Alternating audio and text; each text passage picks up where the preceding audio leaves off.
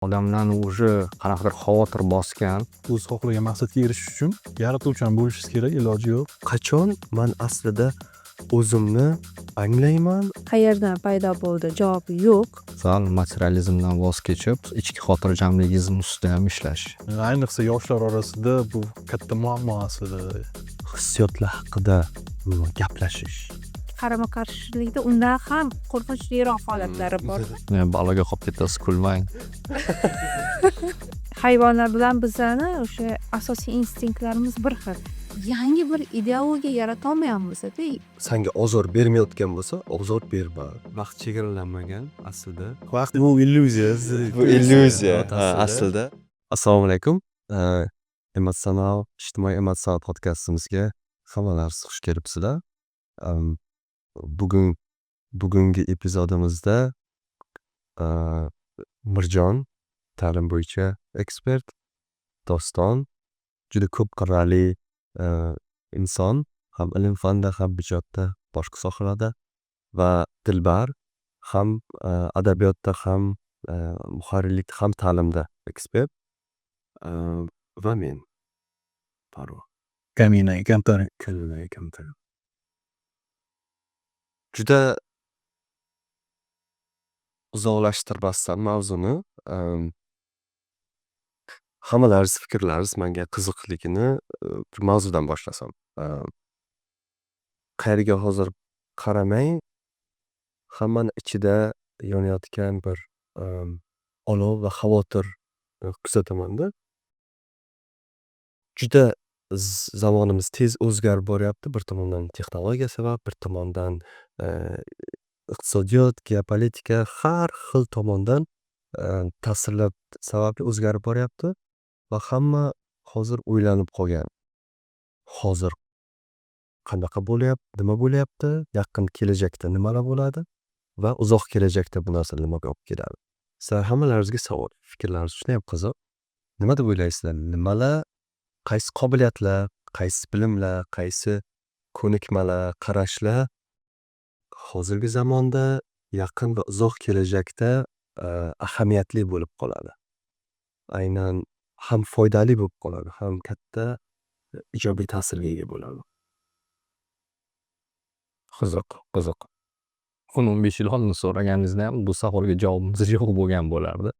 Hozir ham unchalik yasni kartinamiz yo'q nima bo'lishi kelajakda. Lekin aniq bir narsa, endi biz boshlaganimiz uchun emas bu proyektni, umuman biz talabdan kelib chiqib shu narsaga kelib to'xtaldik, что ijtimoiy emotsional ta'lim, ya'ni odam o'z ichki nimalari bilan, his-tuyg'ulari bilan qanaqadir hamnafas bo'lib yashash, ularni tushunish va ular ustida ishlash juda jamiyatda hozirgi paytda kerakli narsaga aylanyapti desak bo'ladi. Nimadan kelib chiqib bu narsaga keldingiz? Nimalar ta'sir qildimi? AI texnologiyalari mana hozir ko'p hayotimiz nimalarga kirib kelyapti. Bu kelajakda ko'p ishlarni yo'qotishi mumkin. Odamlarni уже qanaqadir xavotir bosgan, kelajakda o'rnimizni yo'qotib qo'yamiz degan narsa. Yoki odamlarda hamma narsa yaxshi ham bo'lishi mumkin, lekin ular hali ham baxt degan tushunchani o'zlaridan yiroq tutishyapti. Ya'ni faqat bir narsaga erishish va ularni ko'proq materialist odamlarga aylantiryapti. Baxt shu yerda ekanligi yoki odamlar hozirda yashashni uddalasha olmayapti desak ham bo'ladi. Ya'ni yoki tarixda yoki kelajakda yashaydi. Hozirgi presentda bo'lish ular uchun qanaqadir g'alati tushuncha. Va shu narsadan odamlar nima aytaman, ishlashi kerak va bu narsa fan sifatida ham maktablarda o'tilishi kerak. Mana Amerikaga borganimizda men hayron bo'lgan narsam, hamma kulib, qanaqadir siz bilan salomlashib, menga birinchi janob deganiga men hayron bo'lganman. Yosh bolani ham bular janob deb nima qilyaptimi deb. Keyin ichiga qarasam, ularda ham hozir yuzaki levelda bo'lyapti hammasi. Bizda hali yetib kelmagan bu narsa, lekin biz ham o'sha standartlarni qo'yib, hech bo'lmaganda jamiyatda xushmuomalalikni paydo qilsak, fan sifatida bu ancha jamiyatda oldin borgan bo'lamiz. Katta yutuq bo'lar jamiyatimizda. Doston, siz ancha yillar davomida AQShda masalan yashagansiz, turli madaniyat vakillari u yerga borib qoladi, ish yuzasidan o'qish bilan yashashga. Qaysi qobiliyatlar, qaysi bilimlar, qaysi qadriyatlar sizga yordam bergan u yerda muvaffaqiyatli bo'lishga? Nimadir universal values and principles deydi-ku, o'sha universalligi tomonidan nimadirlar sizga yordam berganmi? Qayerga borsangiz ham qat'iy nazar. Albatta bu avvalambor qat'iyatli bo'lish, inson irodasi kuchli bo'lsa, yaratuvchanlik qobiliyati bo'lsa, yaratuvchanlik degani faqat rassom yoki qanaqadir san'atkor, san'at sohasida emas, yaratuvchanlik qobiliyati inson har bir hayotning jabhasida kerak. O'ziga yangi yo'l topib, nimadirga o'zi xohlagan maqsadga erishish uchun yaratuvchan bo'lishingiz kerak, iloji yo'q. Doim mana shu qat'iyat orqali yaratuvchanlik bo'lib yashash yordam bergan.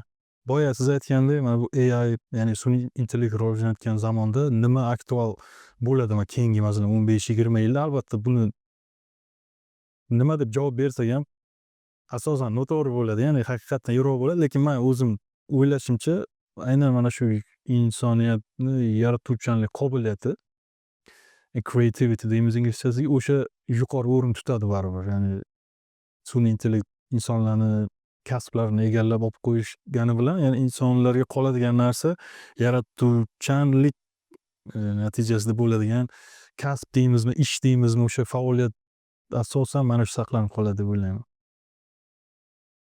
Ya'ni masalan yaratuvchanlikda har qanday kasb yoki biz shug'ullanadigan ishga yoyish mumkin. Masalan, men o'zim shug'ullanishni xohlaydigan soha rassomchilik sohasida yangilik qilish, ya'ni o'zim uchun yangilik qilish, qandaydir o'zimga yoqqan narsani men qiladigan yangilik, masalan, bu narsa hech qayerda mavjud bo'lmagan oldin. Ya'ni buni sun'iy intellekt yangilik qilmoqchi bo'lganda, u albatta insonlar yaratgan barcha kartinalar bazasi to'planmasidan u yoqdan bu detalni, bu yoqdan bu detalni olib sizga yangi kartina yaratib beradi. Aslida uni o'zi hech qanday yo'q narsani bor qilmadi. Lekin balki bor narsalardan to'planmasini sizga yangi qilib ko'rsatgan bo'ladi. Unda u yaratgan narsaning ichida hech qanday insoniy faktor bo'lmaydi. Ya'ni u sovuqlik, unda insoniy hissiyot va emotsiyalar, hissiyotlar, inson ichidagi alam, quvonch, xursandchilikga o'xshagan nima deydi, hissiyotlar unga kiritilmagan bo'ladi. Sun'iy intellekt yaratgan har qanday narsada. Xoh u qo'shiq bo'lsin, xoh u kartina bo'lsin, xoh u boshqa narsa bo'lsin. Tushunchagan bo'lardim. Yaratuvchanlik bilan birgalikda moslashuvchanlik ham. Moslashuvchanlik umuman bizni bugungi kunda yashab qolishimiz uchun eng asosiy faktorlardan bittasi bo'lgan. Masalan, Harari ham o'zini Homo sapiens aytadi. Inson bilan bir vaqtda boshqa turlar ham, masalan, neandertal odam yoki kromanionlar bo'lgan. Faqatgina bizning yashab qolishimizning asosiy omillaridan bittasi bu moslashuvchanligimiz edi. Hozirgi kunda ham AI zamonida biz o'zimiz ishimizni yo'qotib qo'ymaymizmi yoki kelajagimiz 50 yildan keyin qanaqa ko'rinadi? Uzun katta bitta kartina yasash juda ham qiyin. Chunki 4 yil oldin yasashimiz mumkin edi bu kartinani.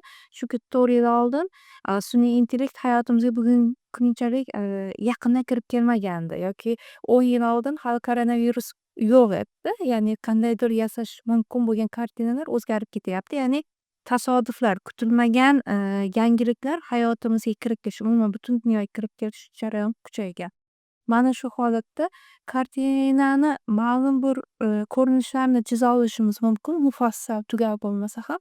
Lekin u yerda insoniyatning eng asosiy sikllaridan bittasi bu moslashuvchanlik. Biz masalan o'quvchilarni, umuman farzandlarimizni o'sha moslashuvchanlik ko'nikmalarini ham rivojlantirish, ya'ni to'g'ri ma'nodagi moslashuvchanlikni takomillashtirib borishimiz kerak deb o'ylayman. Chunki bu genetikamizga xos bo'lgan o'sha ming yillar davomida shakllangan va bizni hayotda saqlab qolgan xususiyatdan bittasi hisoblanadi.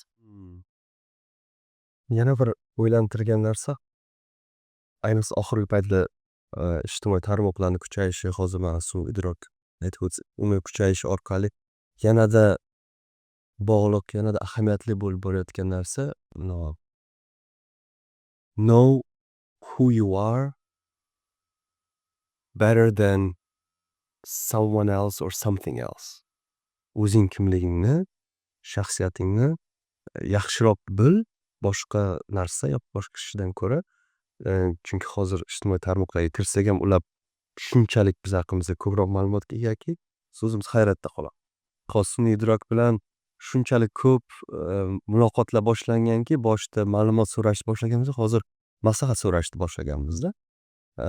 Ba'zida o'tiraman nimadirlar bo'yicha maslahat so'rayman, o'qib ko'raman, deyman. Sizda yomon emas maslahati. Bizlarni dangazak bo'lyapti-da. Bizlarda Hamma narsani so'rash mumkin. Hamma narsa haqida fikr bera oladi. shunaqa. Va o'ylab qolasiz, qachon man aslida o'zimni anglayman, o'zim xohlagan tomondan shakllantiraman. Self identity, shaxsiyatni, o'zini shaxsiyatini shakllantirish, qurish taalluqli tomonga o'tib ketadi. Shunaqa holatda nima ahamiyatli? Bu narsani o'zi ahamiyati bormi? Yoki biz shunchaki erib yo'qolib ketib qolamizmi bu okeanda? Demak biz aslida o'zligimizni qanaqadir qurishimiz kerakmi? Yo'llari bormi? Yo'llari bo'lsa qanaqa? Siz bergan savol falsafadagi javobsiz bo'lgan ikkita asosiy savoldan bittasida. Ya'ni falsafada dunyo qayerdan paydo bo'ldi? Javobi yo'q. Hamma faylasuflar o'zini ideyalari bor va shunga ko'ra juda ko'p falsafiy oqimlar bo'linib ketadi. Ikkinchi savol men kimman? Ya'ni siz hozir aytayotganingiz o'zingizni yaxshiroq bilish ham o'sha men kimman zamiridan o'sib chiqqan savol hisoblanadi. Va buning ham javobi yo'q. Ya'ni hech qaysi inson o'zining kimligini to'liq tasvirlab bera olmaganda. Lekin bu izlanish, ya'ni o'sha men savol javob topishdagi jarayonda juda ko'p narsalarni o'zi uchun kashf qiladi.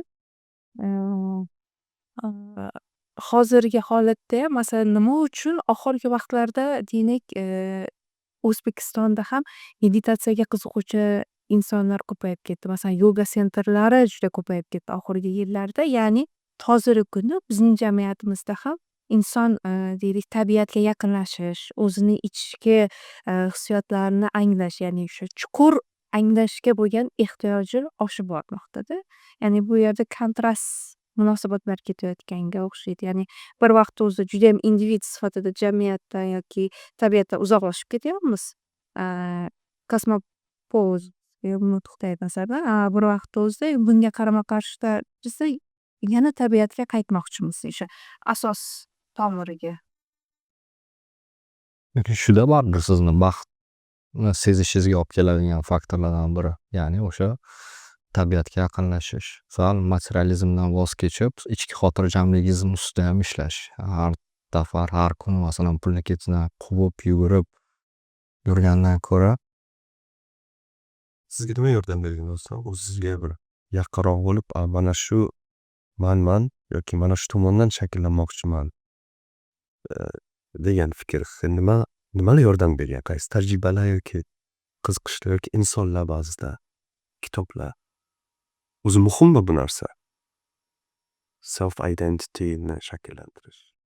Albatta muhim. Bu mani holatimda ko'proq tajribalar, oddiy hayotiy tajribalardan o'tish yaxshi bo'ladimi, yomon bo'ladimi, man xohlagan tajriba bo'ladimi, man xohlamagan tajriba bo'ladimi, o'shalar qaysidir ma'noda aytganda man o'zim hayot yo'limda o'tgan tajribalarimni yig'indisiman. Mani to'liqligicha kimligimni shakllantirgan, man hayot yo'limda bosib o'tgan yo'lim kimligimni shakllantirgan. Xohlasam, xohlamasam man baribir o'zimni tushunishim uchun ko'proq o'zimni, ya'ni challenge nima desa bo'ladi, qiyinchilik va sinovlardan o'tish orqaligina haqiqiy rostakamiga tushunib yetish mumkin. Chunki pichoqni qanday o'tkirligini bilish uchun siz kesib ko'rishingiz kerak. U g'ilofni ichida yotganda masalan u qanday qobiliyatga ega, u kesa oladimi yo'qmi bilib bo'lmaydi. Yo'qda shunga o'xshab yana o'zini anglash, Dilbar aytdi boya, ya'ni imkonsiz javob falsafada javobsiz deyildi-ku. Alan Watts, ya'ni nima deydi, kim deymiz endi, faylasuf desak bo'lar balkim. Bir gapi bor, inson o'zini o'zi hech qachon anglab yetolmaydi.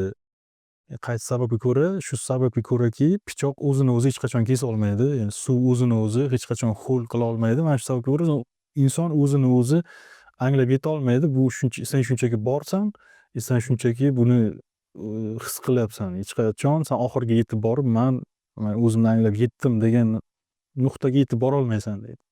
Qaysidir ma'noda jon bor bu gapida-da, o'ylab ko'rsangiz. Bu o'zi o'rinli savolmi? O'zini anglab yetish, o'zini anglab yetishga urinish. Manimcha bu jarayon, bu doimiy davom etadigan jarayon va buni oxiri yo'q. Man shaxsan o'zimning tajribamdan doim man o'zim haqimda o'zimni hayratga soldiradigan narsalar har kuni ochiladi. Bu xuddi jarayonga o'xshaydi. O'zini anglab yetish bu doim bir oxiri yo'q yo'lga o'xshaydi. Shu narsaga vaqt ajratib e'tibor berish ham bir katta yutuq hayotda o'zi. Mana shu savol qo'ya olish va bu savolga javob izlash, ya'ni shu materialistik deylik tashvishlardan chiqib inson o'ziga ham savol bilan murojaat. Bu jarayon uchun yarim harakat, yarim Voy. Sen o'zingga nimani o'zingni yaqinlashtirgan deb o'ylaysan? O'zi mana shu savol tug'ilishiga yoki o'zingni nima deydi? Self reflection deydi-ku, o'zini analiz qilish, o'zini chetdan baho berib o'zini tushunishga harakat qilish. Qanaqadir vaqt ta'sir qilgan senga? Shaxsiy hayotim. Do'stlar ham tajribalarini aytdilar. Dilbaram faylasuflarni ham hattoki qiynagan savol dedi. Senda qanday kechgan bu narsa? Mana yaqinda Vipassanaga borib keldik. O'sha 10 kun zo'r period bo'ldi men uchun masalan. Jim o'tirib bitta joyda o'zi ichingizdan nimalar o'tyapti, shu paytgacha qilib kelgan ishlaringiz qanchalik siz uchun ahamiyatga ega ekanligini yana bir savol ostiga qo'yib qo'yasiz. Keyin rostdan ham men o'zim yaxshi ko'rgan ish bilan shug'ullanyapmanmi degan savol o'zi yaxshi ko'rgan odamlar atrofidamanmi yoki qanaqa o'zi hayotim bo'lishini xohlagan bo'lardim deb chuqur o'ylashni boshlaysan. Menga ham shunaqa period bo'lib qoldi. O'zi nima anglashimni chuqur sezganday bo'ldim va o'zimni ishimni ham sal o'shanga qarab o'zgartirish harakatidaman hozir. Masalan, proyekt boshlaganmiz. Emotional intellekt, buni dars berish, ingliz tili bilan bog'lab ham bu yerda o'zimizni kuchimiz, yaxshi ko'rgan ishimiz va uni ustiga yana bitta plyus, ham o'zimizga plyus bo'ladigan, ham jamiyatga plyus, ya'ni foydali bo'ladigan, ya'ni nimaga o'tib ketdik hozir, yo'lga tushdik. Ya'ni siz hozir o'zingiz qaysidir ma'noda o'sha to'yingansiz va buni jamiyat bilan bo'lishgingiz kelyapti. Shunaqa. Energiya deymiz, o'sha ijobiy ma'nodagi shu bilimlar yoki tajribalar deylik. O'sha bo'lishish istagi kuchli hozirgi holatda. Shunaqa. O'zi update qilib o'tirishi kerak odam o'zini kasbini, o'zini qiziqishlarini, bir qiziqishni boshqa qiziqish bilan bog'laysiz. Steve Jobs aytadi, you connect the dots. Bu odam bu narsani o'rganasiz, bu odam bu narsani o'rganasiz. Vaqti keladi, siz o'sha narsalarni yig'ib hammasini bir yaxshi produkt qilib chiqarasiz. Ya'ni uni ketidan asosan pul topish bo'lmaydi, o'zingizni xotirjamligingiz, o'zingizga beradigan qanaqadir mazza turgan bo'ladi. Lekin sizda masalan, sizni bilgan inson sifatida savol bermoqchiman. Sizda jamiyatni tanish imkoniyati bor edi. Deylik, nima uchun aynan o'zbek jamiyatiga bermoqchi, ulashmoqchisiz? Masalan, deylik, Amerikaga ketib, u yerda ham balki muvaffaqiyatliroq, balki masshtabliroq qila olishingiz mumkin edi bu proyektlarni. Ya'ni sizda shunday imkoniyat bor. Tanlov imkoniyati bor va tanlov imkoniyatiga aynan bizni jamiyatimizga qaratdingiz. Amerika, Yevropa jamiyatlarida bu fan anchadan beri o'qitilyapti va u xalqlar nima desam bo'ladi, lekin aytsam ular bizdan ko'ra psixologik resilience ko'proq desam, ya'ni chidamliligi ko'proq desam xato bo'ladi, chunki u xalqlarda ham o'zini juda ko'p problemalari bor. Drug addiction, ya'ni o'sha narkomaniya deymizmi, juda keng tarqalgan, bizdan ko'ra kengroq tarqalgan. Fan bo'lishi bilan birga problemalar ham juda ko'p. Bu degani fan bo'ldi degani jamiyat ko'p muammolardan qutuldi degani emas. Lekin o'zbek jamiyatida drug addiction nisbatan pastroq, lekin bizada sal jamiyatda seziladigan narsa odamlar shu produktga ko'proq nima desam, ko'proq muhtojligini sezyapmiz biz hozir. Lekin yaxshi savol. Man bu narsa haqida o'ylab ko'rmagan ekanman. Nimaga imенно o'zbek jamiyatida? Balkim shu yerda bo'lib qolganimiz shuni sababidir. Yana bitta shu gapirganiga yana bir narsa esimga kelib qoldi. Odim o'zini anglash degan savol haqida gap ketayotgan va o'sha savolni berishni o'zi qanaqa ahamiyatga ega degan. Bir o'ylab ko'rsam, bu savolni o'zi qachon berishni boshlaganman o'zimga deb eslasam, birinchi marta shu chet elga chiqqanimda Cambridge'dagi Summer School'ga yozgi maktabga borgandim. 1 oylik kurs edi. Xalqaro aloqalar bo'yicha leksiya o'tilardi professorlar tomonidan. Biz sinfimizda turli xalqlardan kelgan Latin Amerikasi, Osiyo, G'arb, Avstraliya, butun dunyoda, Afrikada va bu yerda professor nimadirlarni gapirayotganda doim qaysidir bir talabalar yoki qo'l ko'tarib o'zini fikrini bildirardi yoki qo'l ko'tarib savol so'rardi va ichimda nimadir qaynashni boshlardi. Man nimagadir jim o'tiribman, nimadir so'rashim kerak debdi. Eshitib o'tiribman, tushunishga harakat qilyapman. Ular savol berib nimadir deyishim kerak deb o'zimdan so'rashni boshladim. Xavotir boshlandi ichimda, nimadir so'rashim kerak degan. Bir necha yildan keyin, 3 yildan keyin Meksikada o'zimni topganman. Meksikada yo'qolib qolganman. Sayohat qilib yuribman.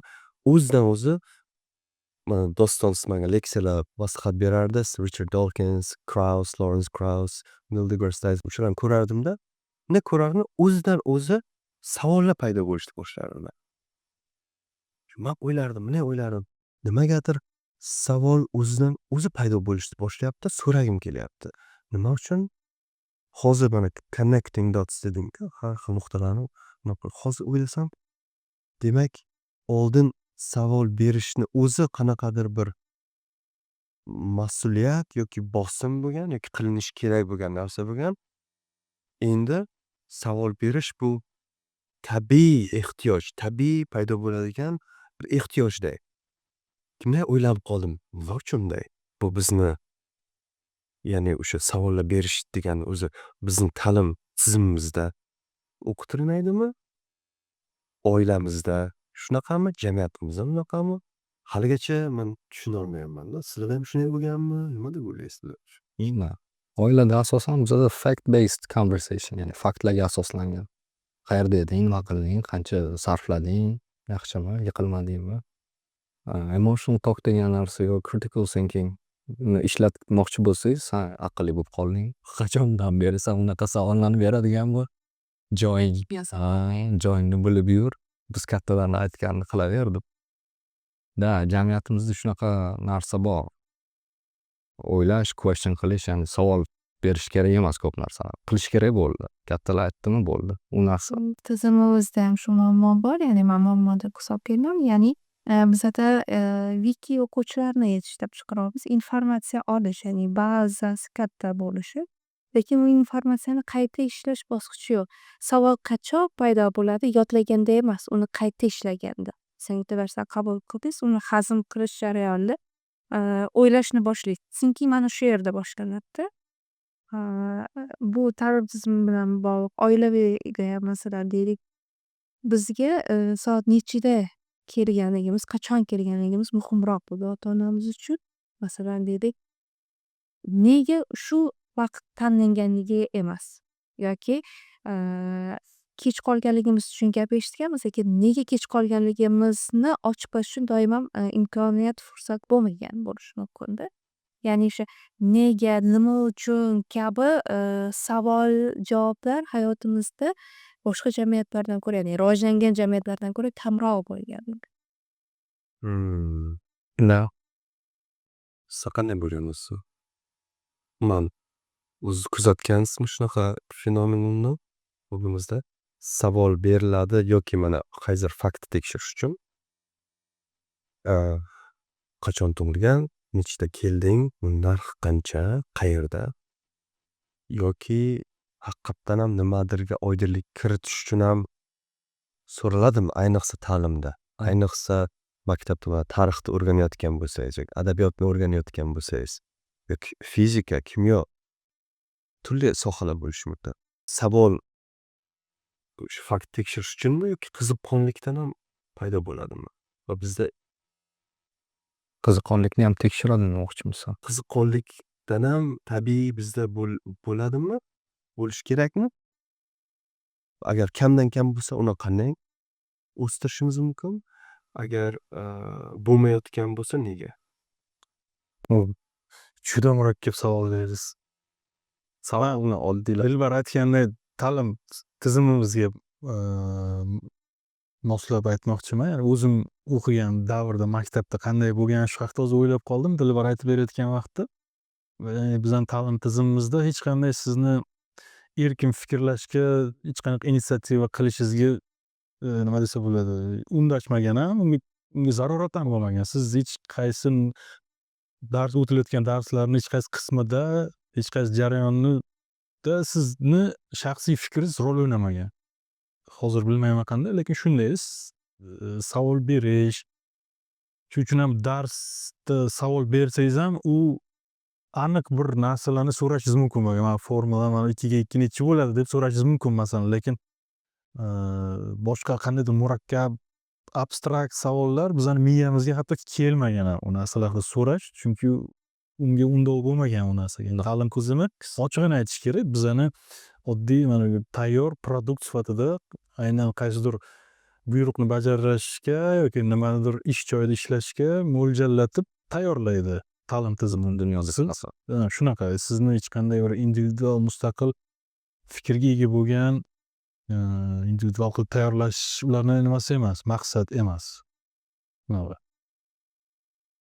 Ya'ni man qachon maktabda o'tilgan darslar, aytaylik, fizika, kimyo, matematikaga qachon man haqiqiy ichimdan otilib qiziqish paydo bo'lgan, qachonki man o'zim o'z xohishim bilan o'zim qanaqadir tabiiy hayotda sodir bo'lgan voqealar natijasida qiziqishim paydo bo'lgandagina man chuqur o'zimda qiziqish sezganman. Nima uchun bunaqa, bu nima uchun bunaqa deb, lekin maktabda baho olish uchun o'qiganmiz, yodlab, lekin unda hech qanaqa qiziqish, hech qanaqa chuqur bir narsani, konsepsiyalarni fizikaga yoki matematikaga aloqador chuqur konsepsiyalar haqida o'ylamaganmiz ham, o'ylash haqida zarurat ham bo'lmagan, hech qanday chuqur qiziqish ham bo'lmagan.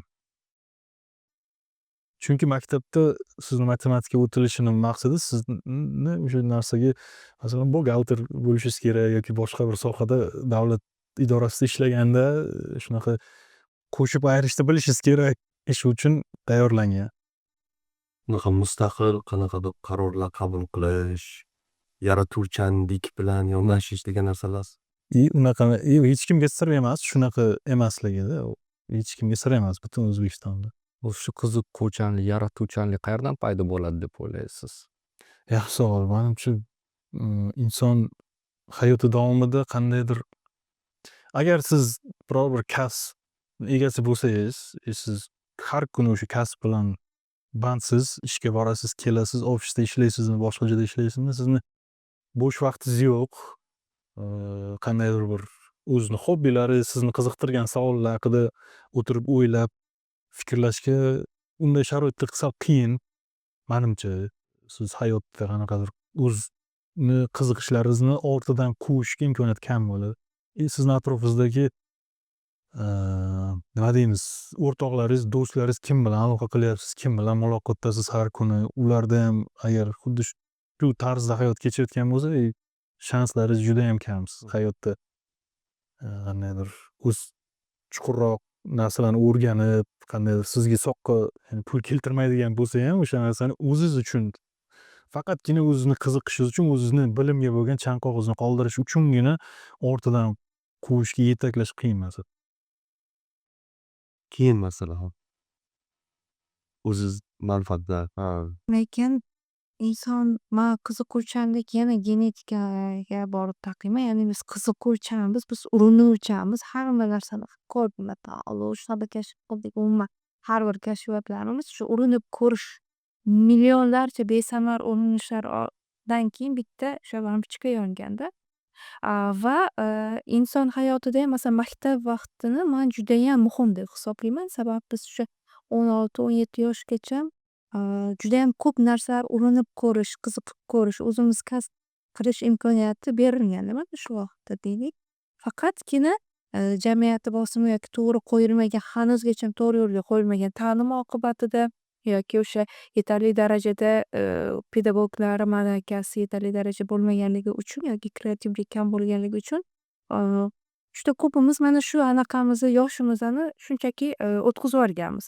Masalan, shaxsan menda shunaqa bo'ldi. Man tineyjerlik vaqtimda deylik qat'iy tartibda, rejimda, disiplinada o'qiganmiz. Universitet imtihonlariga tayyorgarlik ko'rganmizda shu tarixiy va kitoblarni yodlar edik. Adabiyot donolar davomida. Va lekin man buni badalini 25 yoshimdan keyin o'tadim. Ya'ni 25 yoshimdan keyin ma'lum bir ikki yil manda o'sha tineyjerlik kayfiyatini yashadim. Ma'lum bir ma'noda hozir ham yashab kelyapman. Ya'ni qanday yashadim? Urinib ko'rdim. Masalan, hech qachon mo'y qalam olib rasm chizmagan edim. Masalan, rasm chizib ko'rdim. Musiqaga qiziqardim deydi, qaysidir instrumentni o'rganishga. Ya'ni o'zimni yo'nalishim filologiya bo'lsa, mening yo'nalishimga umuman aloqasi bo'lmagan bir qancha sohalarda yoki bir qancha hobbilar sinab ko'rdim. O'nlarcha muvaffaqiyatsiz o'tgan yoki hozir shug'ullanmayotgan qiziqishlarim bor, lekin ular orasidan asosiylarini ajratib oldim-da. Biz buni deylik o'sha 10 yil oldinga qo'ygan bo'lsa, balki hozirgi kunda o'sha o'zini qiziqish hobbisida chuqurroq faoliyatini yoki deylik maqsadlarini qo'ygan bir inson sifatida masalan o'tirgan bo'lishi mumkin-da. Va hozir bizlarni tinglayotgan umuman barcha ota-onalarga yoki pedagogik atrofda yosh o'sha farzandlari bo'lgan insonlarga urinib ko'rish imkoniyatini, inson o'zini kashf qilish imkoniyatini berilishi kerak deb o'ylayman. Chunki o'zimni o'quvchilarimga shu imkoniyat berganimda shunaqangi hikoyalar yozishardi. Universal hikoyalar va u bola, u o'quvchi umrida birinchi marta hikoya yozdida. Hikoya yoza olish umuman o'zida yozuvchilik qobiliyatini his qilmagan, chunki urinib ko'rmagan. Masalan, darsda mashg'ulotda men hikoya yozishni bergan edim o'zim o'quvchilarimga va shu darajada unik mavzular ko'tarishyapti-da. Ya'ni biz o'ylab ko'rmagan jihatdan o'ylab ko'ryapmiz. Masalan, oddiy qishloq odamlar bilan shaharlik insonlar aniq qilganda ham, ya'ni jonivorlar bo'yicha, masalan, o'sha hayvonlar huquqi bo'yicha shaharlik insonlar yaxshiroq, qishloqdagi insonlar jonivorlarga mehribon emas deb bir fikr aytyapti. Noodatiy. Biz qishloq insonlarni mehribonroq deymiz-da. U o'zini fikrini qanday tasvirlayapti? Sababi qishloqdagi insonlar shunchaki jonivor boqishmaydi. Masalan, qo'y, tovuq, ya'ni o'ziga manfaat olib keluvchi anaqani boqishadi. Masalan, deylik, mushuk boqishi uyidagi o'sha zararkunandalarni anaqa qilish, ya'ni o'zlariga faqatgina foyda olib kelganligi uchun mehribonlik ko'rsatadi. Bu mehribonlik emas, bu manfaat. Shahardagi insonlarda masalan, hayvonlar huquqi bo'yicha ular mehribonroq degan anaqa. Ha, to'g'ri, bu ham jon bor, lekin deylik bu tomonlama o'ylab qanaqadir solishtirib qiyoslab, masalan, bunday fikr 6-7 sinf o'quvchilari edi. Vizual tadqiqot bo'lgandir. Va bularga shunday imkoniyat berilishi kerak. Ya'ni masalan, o'zini fikrlarini ayta olish uchun, deylik, o'zini qiziqishlarini mayli muvaffaqiyatsizlik bo'lsin, lekin ichida bittasi chiqadi. Hech bo'lmaganda bilamiz, shu soha mening uchun emas ekanligini muvaffaqiyatsiz tajribalardan. Qiziq. Tajribalar qilib ko'rish kerak bo'lgan tajribalar deganimizga o'zim shaxsan endi anglab yetishni boshlayman. Yoshligimdan dadam qayerlargadir yuborardilar-da, nimadir yoki xaritacha chizib berib yoki nimalar qilish kerakligini meni aytardilar-da. Mana bu yoqqa borishing kerak, u bilan uchrashib, mana shularni tushuntirib, uni olib kelishing kerak, yetkazib qo'yishing kerak edi. Menga yoqardi-da. O'sha qishlog'imiz, posyolkamiz bu chetidan u chetiga ko'chalardan so'rab, odamlarni topib borib, o'shani tushuntirib, o'sha narsani olib yoki berib, yana boshqa yo'llardan o'zimcha uyga qaytib kelish. Birinchi u qishlog'imizda bo'lgan, keyin shaharlarga yuborardilar, keyin Toshkentga o'qish sababli kelganman. Bu yerda shu narsa o'zidan o'zi bo'lib ketdi. Keyin o'ylasam, keyin chet elda sayohat qilish hayotimga kirib kelgandan keyin eng yoqqan turi backpacking. Ruksakni olasiz. Umumiy nimalar qayerlarga bormoqchi rejalaringiz bor. Qanaqa bir taraf yoki nimadirlarni ko'rish. Lekin siz shunchaki qo'yib berasiz, voqealar o'zidan o'zi shakllanib aylanishiga, insonlarni yoningizda ketayotgan insonlar bilan tanishib ketasiz, ularning suhbati-yu tajribalari, kimdirlardan o'ziz bilmagan holda eng qiziq maslahatlarni olasiz. Aytadim, onam daydilik deydilar. Qayerga daydilikka ketyapsan deydilar. Judayam yoqadi-da. O'zimni erkin his qilaman. Aynan voy savol berish degan narsa qaytib kelsak, o'shanaqa in the state of flow, qanaqadir oqimga bunday kirib olsangizda, o'sha payt erkin his qilasizda, o'shanda savollar ham berishga imkon bo'ladi. Buni oldin qiziqish deb qaramagan ekanman. Hozir o'ylasam, bu ham qiziqishlardan bittasi ekan. Qanaqadir o'zingizga qanaqadir manfaatli, lekin qiziqishga kiritib qo'ysa bo'lar ekan. Savol sizlarga ham. Unda podkastimiz ijtimoiy emotsional ta'lim bilan bog'liqligi uchun va buni sababini Mirjon ham aytib o'tdi. Hozirgi zamonda bu qanchalik dolzarb bo'lib borayotganini, ayniqsa yangi texnologiyalar, juda ko'plab ta'sirlar, bu ijtimoiy tarmoqlar bo'ladimi, yo bu yangi bo'layotgan innovatsiyalar bo'ladimi, jamiyatda tez globallashish sabab tez o'zgarish bo'ladimi, juda ko'p ta'sirlar sabab bizni emotsional holatimiz har doim turbulence'da, har doim past-baland unaqa. Unqur-chunqurlar. Ha, o'ng'ir amerikanskiy gorkaga tushib qolgandaysiz-da, mana bunaqasiga. Arg'imchoqda har sekundda o'tgan safar aytgandingiz, Instagramlarga kirsangiz bu dopaminni cheksiz miqdorida xohlagan Tugamaydigan dopamin aylantiraverasiz. aylantirib, knopkangiz bosaverasiz, dopamin deb jahlmi, kulishmi, Vaqtingiz qanday o'tib ketganini ham bilmay qolasizda. umuman. Mana shunaqa holatda bizni hissiyotlarimiz doim past, baland, chap, o'ng, har juda tez o'zgarayotgan paytda biz qanday qilib o'zimizda xotirjamlik hissini olib kelishimiz mumkin deb o'ylaysizlar? Muhimmi bu narsa, xotirjamlik hissi? Birinchidan, qanday unga erishsa bo'ladi? Siz o'zingiz tajribalaringizda.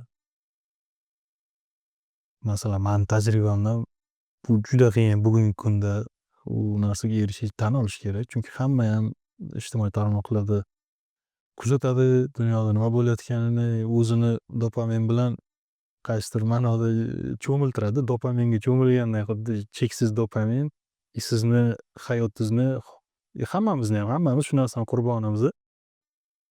Bizni hayotimizni boshqaryapti mana shu algoritmlar.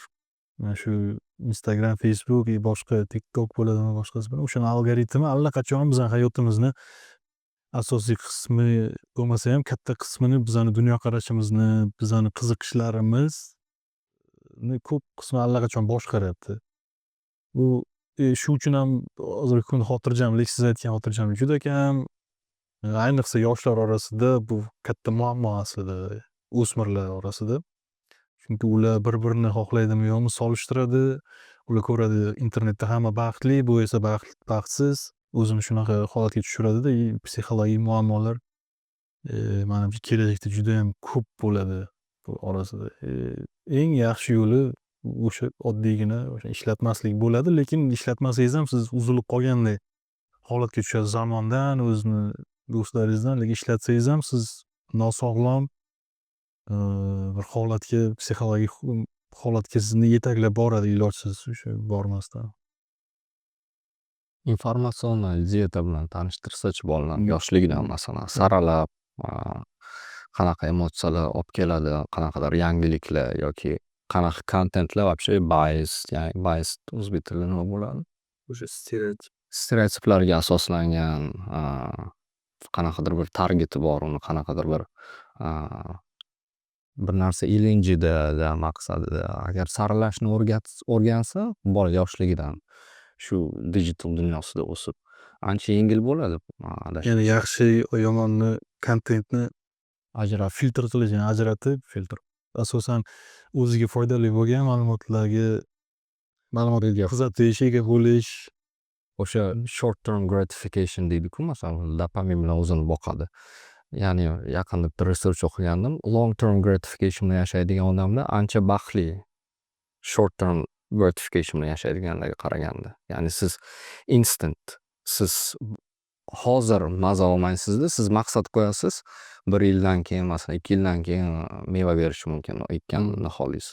Va o'shunaqa odamlar, ya'ni long termga ishlaydigan odamlar ancha baxtliroq. Va shuni biza yoshlarga singdirsak, ancha jamiyat sog'lom shakllanardi. Buning uchun ota-onalarimiz ham ozgina tarbiyalashimiz kerak bo'ladi. Sababi, nima uchun psixologik inqirozlar uchraydi masalan teenagerlar? Chunki ijtimoiy doston aytgandek ijtimoiy tarmoqlarda hayot yorqinroq, qiziqarliroq, o'zini tengdoshlar, o'zini qiziqishlarini ko'radi. Ular ko'proq narsaga erishyapti va taqqoslaydi. Tarbiyada ham doimo taqqoslangan, yo masalan oilada qaysi ikkita farzand bo'ladigan bo'lsa bir-biriga taqqoslangan yoki qo'shni bolaga taqqoslangan, uning o'g'li mana bunaqa qilibdi yoki qizi mana bunaqa qilibdi, sanga chiqarsa. Bizani doim boshqalarni taqqoslagan va bu singib qolgan. Masalan, taqqoslanishi lozim bo'lgan birgina inson bor, har bir inson uchun u o'zi. 60dagi o'zi bilan hozirdagi o'zini taqqoslash mumkin, atrofni emasda. Mana shuni ham tarbiyaga bu ota-ona ham xuddi shunaqangi o'ylab farzandiga o'rnak bo'lishi kerak yoki tushuntirish kerak va insonlar o'zi ham masalan deylik atrofdagilar bilan biz bu nohaqlik ham, ya'ni taqqoslashda ozgina tenglik ham, adolat ham bo'lishi kerak-da. Masalan deylik, umuman boshqa bitta hayot yo'li, boshqa tajribalardan o'tib rivojlangan inson va unga umuman boshqa bir inson taqqoslash bu adolatsizlikda kamida. Ya'ni biz faqatgina o'sha bir oy oldingi o'zimizni, bir yil oldingi yoki bolalikdagi, umuman 60dagi o'zimiz bilan hozirgina taqqoslab, kelajak uchun qaysi holatda yetmoqchimiz yoki qaysi skilllarimizni rivojlantirmoqchimiz yoki bu moliyaviymi, jismoniymi, umuman hissiyotlarmi. Mana shu etapdan o'tish ham ozgina bo'lsa ham psixologik xurujlarni yoki tushish, depressiya holatlarini kamaytirgan yoki bularga to'g'riroq munosabat ko'rsatadigan, to'g'riroq tahlil qiladigan holatga kelishimiz ham mumkin. Sog'lik immunitet shakllantiradi. Mana kinoni eslaymanda, Ready Player One. Spielberg ko'rgandim adashmasam, shu kitobga asoslangan. Xullas, virtual dunyo yaraladi kelajakda va o'yinday har xil questlar, sinovlari bor.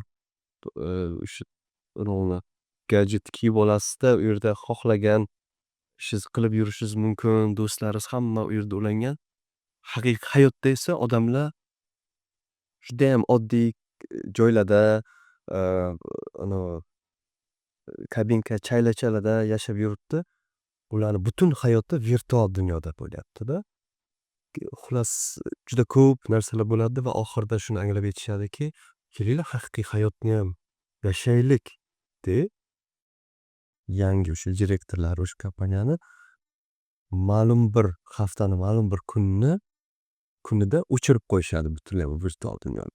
Xuddi Instagramni o'chirib qo'yishganday. Bir kun har seshanba kuni Instagramda hech joyda video kirib bo'ladi. Shunaqa qilishyapti. Haqiqiy dunyoni ham ozgina undan ham rohatlanaylik. Biz har holda biologik mavjudotlarmiz.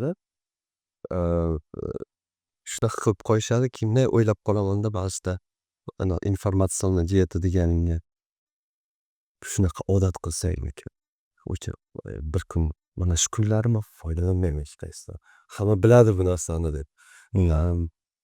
Keyin yana boshqa kelgan fikr, men nazarimda u nafaqat teenagerlarda, balki hamma yoshdagi hozirda insonlarda bo'layotgan bir fenomenda birinchidan sanam aytgandek, birinchidan hissiyotlar haqida gaplashish.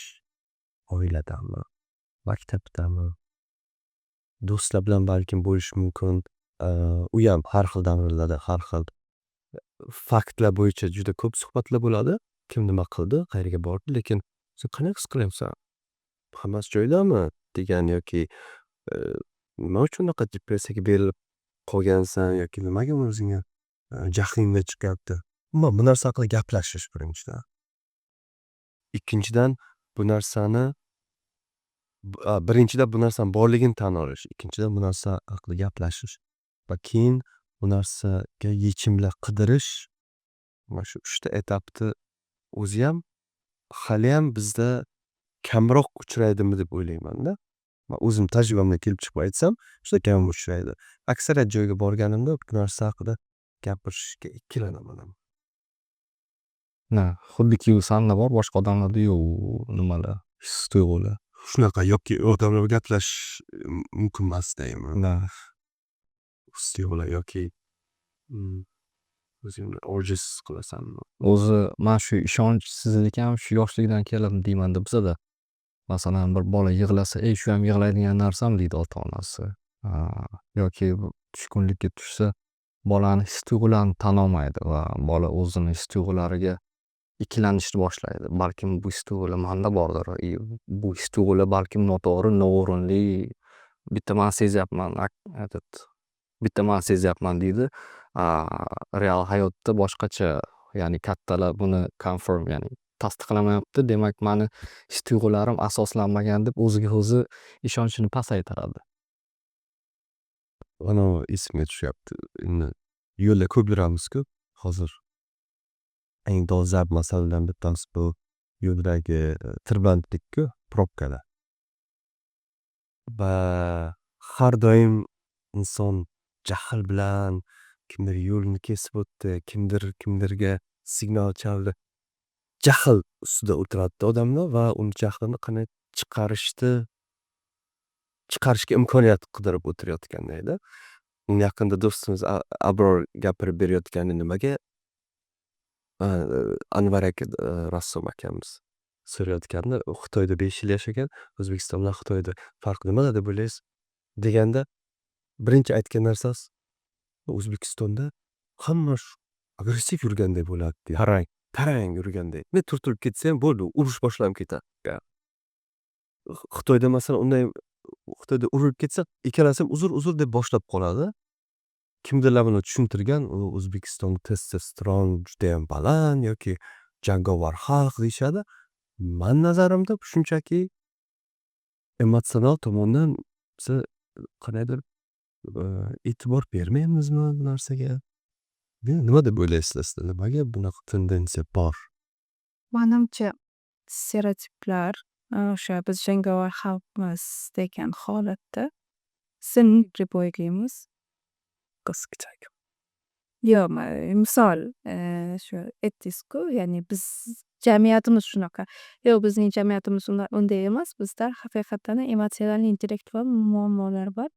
EQ bilan, ya'ni biz oxirgi vaqtlarda IQ qanchalik muhim ekanligini bildik. Masalan, shu imtihonlarga qo'ydik hozir.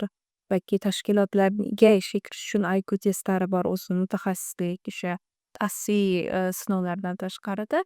Ammo EQ testi lozim ekanligi haqida, umuman emotsional intellekt tarbiyalash kerak ekanligi haqida hali jamiyat to'laqonli bilmayapti.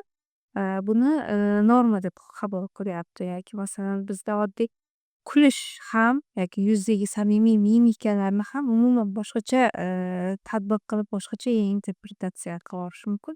Siz endi erkaklar bilan bo'lgan misollar aytdingiz. Endi ayol va erkak qarama-qarshilikda undan ham qo'rqinchliroq holatlar bor-da. Baloga qolib ketasiz, kulmang. Mana shular asta-sekin muammo darajasiga yetib kelyapti. Nima bilan bog'liq deb o'ylaysiz buni? Stereotiplar deyapsiz. Yo'q, stereotiplar emas. Bizda umuman jamiyatda EQ'ni, emotsional intellektning yaxshi shakllanmaganligi yoki bu hayotimizda qanchalik muhim ekanligi haqida o'sha ma'lumot, informatsiya, umuman uning nima ekanligi haqida bilim kamligida. O'zimda ham xuddi shunaqa bo'lgan. Masalan, manda intellektual qarz degan narsa bor edi. Kitob o'qish bu mani hobbim, qiziqaman va ko'plab bilimlarimni va savollarimga kitob orqali javob olganman. Va kelajakda deylik, man o'sha kitoblar orqali nimadir o'rgandim. Kelajakda masalan, man ham o'zim o'rganganlarimni, ya'ni qarz oldim man beminnat tayyor kitoblar orqali o'sha bilim oldim-da, man ham keyingi qarzimni qaytarishim uchun bir ajoyib kitob yozish niyatim bor. Ya'ni o'zi intellektga oldim bu jamiyatda yoki tarixda va bu qarzni uzish uchun o'zim ham intellektdan nimadir qoldirishim kerak deb hisoblardim-da. Bir muallif bilan ishlayotganimizda u aynan shuni emotsional qarz sifatida aytib o'tdi-da. Ya'ni men ham shu vaqtgacha emotsional qarz haqida o'ylab ko'rmagan edim. Ya'ni emotsional intellekt bor. Emotsional qarz ham bor bu jamiyatda-da. Ya'ni biz o'ylab ko'rishimiz, hali muhokama qilishimiz kerak bo'lgan bu ancha katta mavzular bor. Albatta. Hasan, To'ppa-to'g'ri. siz nima qilasiz? O'ylaysiz? Jahl chiqsa yo'lda. Jahlim chiqsami? Endi Mirjon yo'lda yuradi, masalan, bu ham shartga ko'proq holatimni tushunishi mumkin-da. Ming har qanday dunyoni falsafasini bilsangiz ham, biz biologik insonmiz, jahlingiz chiqadi, kimdir haqorat qilasiz, u sizga qasd qilishi mumkin, siz javoban unga qasd qilishingiz mumkin. Dunyoni barcha bilimlarni bilsangiz ham bu baribir sodir bo'ladi. Lekin asosiy holatlarda, ko'p holatlarda pozitiv harakat qilaman, e'tibor bermaslikka ko'p narsalarga. O'sha holat menga ma'qulroq ko'proq. Ya'ni har bir narsaga reaksiya qilmaslik men uchun shu ma'qulroq holat. Kamdan kam bo'ladi, lekin men qanaqadir o'sha kuni masalan kayfiyatim yaxshi bo'lmasa, nimalardandir qoniqmaganman bo'lsa, o'shanda men reaksiya bildirib, o'zi negativ holat bo'ladi. Masalan, bu yo'lni sifati ham masalan oddiy bir narsa, yo'llarimiz Toshkent yo'llari yurgan odamlar, shofirlar juda yaxshi biladi. Ayanchli holat, juda ham ayanchli Toshkent yo'llari. Toshkentning 50% dan ortiq yo'llari hech qanaqa standartlarga, talablarga javob bermaydi. Aynan mana shu yo'lda yurgan odamni siz masalan mashina o'zining mulkingiz, yurganda unga zarar yetkazadi. Yo'l masalan noto'g'ri qilinganligi uchun chizig'i noto'g'ri chizilganda, lekin jarimalar olinaveradi. Mana shu holatlar odamni qandaydir to'ydiradi-da. Siz jahlingiz chiqadi, keyin iloji yo'q. Ba'zi holatlarda jahl qilasiz. Lekin baribir foydasi yo'q. Jahl qilganda ham ko'proq holatlarda baribir o'zini bosib EQ deganday baribir o'shanga nima qilmasangiz keyin juda ham ming bilimni bilib, qanday taktikalarni bilsangiz ham baribir reallik shunaqada. Masalan, men jahl chiqarish kerak, chunki bu ham ichidagi energiya, uni chiqarib turmasak, salbiy oqibatlarga olib keladi. Lekin me'yor, menimcha, masalan, jamiyat umumiy oladigan bo'lsak, o'sha me'yordan ancha tepadamiz hali. Me'yordan past jamiyatlar bor, me'yordagilar va me'yordan ancha yuqori. Biz o'sha sirtda, ya'ni olib qarasak, jamiyat stressda. Masalan, Inapa jamiyati bilaman Turkiyada, ya'ni lekin ularni stressda bo'lgan voqealar bilan bizaniki farqli va biz bag'ri kengroq jamiyat sifatida ko'ramiz, lekin stress jamiyatda. Arzda eng nima desa bo'ladi, og'riqli nuqtamiz judayam arzimas mayda narsalardan stressdamiz. Hali sal anaqa balandroq Maslow piramidasiga o'xshab ehtiyojlarimizni birinchi etabida bo'lganligimiz uchun sal yuqoriroq chiqib, u muammolar orqali stressga tushish darajasiga hali yetib bora olganmiz. Shunaqa. Qanday muammo yetarlicha darajadagi bo'la oladi? Endi deylik, qorni ochli inson uchun hozir bitta nima ovqat yeyishi stressga soluvchi savol bo'lishi. Qayta ishlash haqida umuman o'ylamaydi u odam yoki kelajak avlodga qanaqa dunyo tashlab ketamiz deb hech qachon g'amga botmaydi. Shu anaqa insoniy ehtiyojlardan chiqib biroz yuqoriroq, masalan, o'sha baxtli bo'lish anaqasida Rusiyada aytgan edilar. hayvonlar bilan bizani o'sha asosiy instinktlarimiz bir xil. Ya'ni birinchisi o'sha omon qolish, xavfsiz boshpana, keyin ovqatlanish, ozuqa va nasl qoldirish. Hayvonlarda xuddi shu narsa ishlaydi. Qaysidir ma'noda o'simliklarda ham bu narsa bor. Ya'ni hammasi shu nasl qoldirishga programmalashtirilgan. Insonda ham. O'zi hayotni eng fundamental maqsadi ham shuda. Xo'p, inson mana shu maqsaddan chiqib, o'sha baxt haqida o'ylashni boshlashi o'zi bitta anaqa insoniylikning belgisi. Ya'ni mavjudot deb oladigan bo'lsak, mana 3 ta etapni o'ylab g'am tashvishga tushayotgan 3 ta etapni o'sha harakatida yurganlar, masalan, tirik mavjudot hisoblansa, inson o'sha baxt haqida o'ylayapti yoki deylik, boshqa, ya'ni ong bilan fikrlash jarayoniga e'tibor beryapti-da. Ba'zi holatlarda o'sha mavjudot anaqasiga qaytishni boramiz. Va bu qaytishlar normani ko'ra ko'proqdek, ya'ni jamiyatda. Masalan, deylik, Ukraina, Rossiya muhokamasi yoki umuman urushning insoniyatga qanchalik xavf xatari haqida o'ylaydigan insonlar sonidan ko'ra, Munisa Rizayevani qaysi mamlakatda farzandli bo'lishi qiziqroq va bu ma'lumotni ko'proq inson biladi. O'zbek o'zal jamiyatimizni olib qaraydigan bo'lsak. Afsuski shunaqa. Chunki mashhurlar, qo'shiqchilar bo'ladi, Munisa Rizayeva bo'ladi, boshqasi ularni hayoti bizani kundalik hayotimizda ekzistensial hayot nomini hal qiluvchi masala-da, shu uchun hamma Yo'q, ular xuddi eng shu murakkab anaqaga tovush. qo'yganligi o'zi edi. Hmm. Yangi bir ideologiya yaratolmayapmiz-da. Mana o'sha miflardan boshlaydigan bo'lsak, miflarda ham xuddi shunaqa hozirgi hayot va qandaydir ideal hayotda. U o'zgarib ketdi. Masalan, islomda hozirgi hayot va jannat. Ibrohimiy dinlar hammasida bor-da. Hozirgi biz aytayotganimiz ham, ya'ni hozirgi hayot va social mediadagi ana perfect hayot. Shu tomonli ideologiyasi bir qarashab anaqa bo'lib ketyapti. Yangilik qilganimizga ham baribir ham umuman noldan boshqa ideologiya bilan boshqacha bir narsa yaratolmayapmiz. Eng anavi bo'ladi-ku. Gapiring. Yaratishimiz kerakmi? Ehtiyoj bo'lsa-ki, Bu ideologiyalar evolyutsiyasi, xohlasangiz, xohlamasangiz baribir shu. Shu xohlasa xohlamasa hayotda shunday bor, qaysidir ma'noda. Agar va bu ideologiya chiqib keta olsak, Nietzsche aytgan a'lo inson. Mani tushuncham ideologiya masalasida ideologiyalar iloji yo'q, qanaqadir ideologiyalarga asoslanib yashaymiz, lekin hech qaysi bir ideologiyaga ishonch bilan ayta olaman, hech qaysi bir ideologiyaga mukkasidan ketib ko'rona ishonmayman. Har ishongan har bir narsamni man analiz qilib olib, yetarlicha fikr, yetarlicha tanqid bo'lsa, man uni bemalol voz kechish mumkin va o'zim ishongan ishonchlarimni keskin tanqid qilishga ham man qarshi emasman. Hech qaysi bir inglizchasi I'm not married to ideas deydi. Hech qaysi fikrga, hech qaysi ishonchimga man uylanmaganman. Bog'lana olmaganman. Hech qaysi shunaqa narsa nima yo'q. Faqat Deysizda, shu har narsaga skeptik narsa.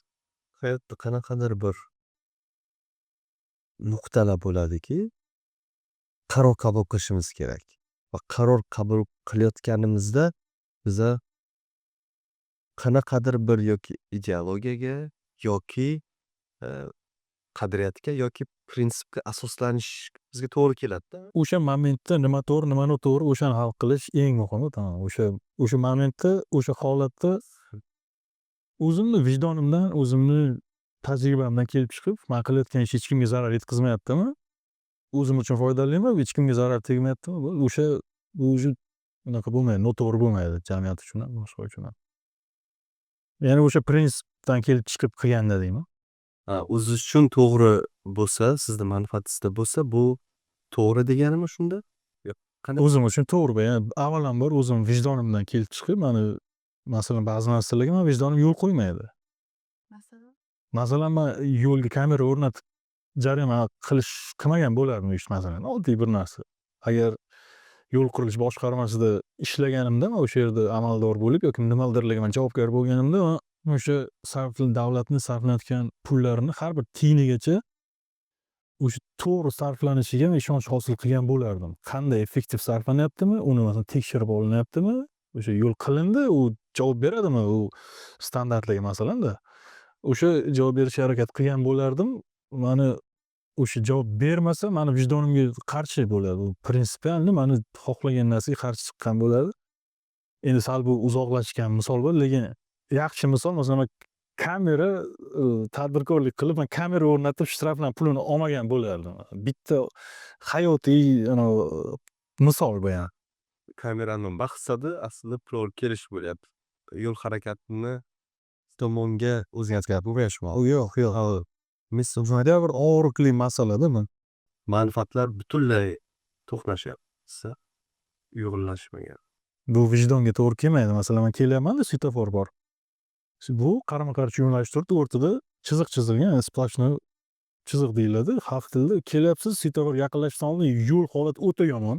Chuqur bo'lib ketgan, o'tsangiz mashinangiz dabdala bo'ladi. Siz qarama-qarshi yo'nalishga chiqib, o'nqir-cho'nqirdan o'tib, keyin svetofor to'xtayapsiz-da, lekin kamera turibdi, sizni oladi o'sha yerdan o'tganingizni. Bu qaysi falsafa, qaysi anaqaga to'g'ri keladi bilmayman masalanda. Universal qobiliyatlar yoki bilimlar dedik-ku.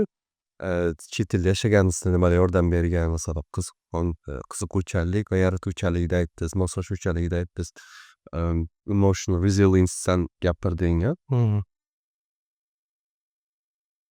Menga shaxsan eng katta yordam bergan narsa bu universal prinsiplar bo'lganda. Hech kimga ozor berma. Umuminsoniy. Umum dunyoviy desa ham bo'ladi. dunyoviy bu shunchaki bu nafaqat insonlarga taalluqli, bu hayvonlarga, hattoki o'simliklarga munosabat, butun olamga siz bir qismisiz yerni, tabiatni o'shalarga munosabatsiz. Bu agar sanga ozor bermayotgan bo'lsa, ozor berma. Agar san o'zingdan bilib misolga keladigan bo'lsak, iloji boricha aldama, ularni bilmasligidan yoki soddaligidan foydalanib bundan o'z manfaating yo'lida foydalanma iloji boricha. Umuman olganda yaxshi inson bo'l degan prinsiplar. Mehrli bo'l iloji boricha degan prinsip. O'g'irlik qilma, o'ldirma va universalroq qaysi madaniyatga bormasangiz, qayerga boring, narsalar baribir bor. Shu juda yordam berganda, men o'ylayman, mana shunaqa narsalarni aslida ko'proq o'zimiz ham anglab yetib, o'zimizni mujassamlashtirsak, barcha ideologik farqlar-yu, hayot tarzidagi farqlar-yu, puflashlar-yu, absurdga hammasi absurdga aylanib, ikkinchi darajali bo'lib qoladi. Qadrdonlar, afsuski bugungi epizodimiz nihoyasiga yetkazamiz. Vaqt chegaralanmagan aslida. Bitta chegaralangan. Social construct dedik. Vaqt bu illyuziya, aslida. Va bu suhbatimiz albatta davom ettiramiz. Sizga rahmat. Tugatishdan oldin juda qiziq suhbat bo'ldi. Bundan oldin ham necha marta suhbat qilgan bo'lsak, hammasi qiziq bo'lgan. Har doim qandaydir qoniqish olib, qanaqadir murakkab savollar haqida gaplashamiz o'zimizcha. Endi doim qiziq bo'lgan. Bugun ham oldingilardan qolishmadi. Juda qiziq bo'ldi. Rahmat hammalaringizga. Ajoyib. Rahmat kelganlaringiz uchun.